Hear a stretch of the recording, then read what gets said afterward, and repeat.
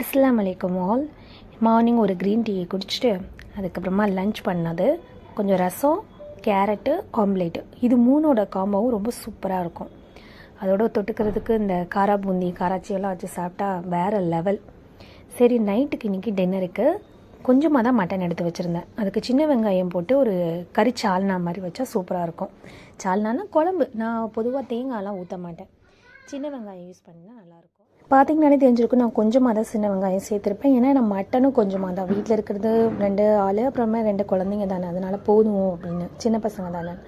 So கொஞ்சமாக வெங்காயம் போட்டு ஒரே ஒரு தக்காளி மட்டும்தான், வெங்காயத்தை வதக்கி விட்டுட்டு கருவேப்பிலையை போட்டு இஞ்சி பூண்டு பேஸ்ட் கொஞ்சம் தேவையான அளவு போட்டு தக்காளியை ஒரே கையாலேயே சும்மா கட் பண்ணி போட்டுவிட்டேன் 1-2.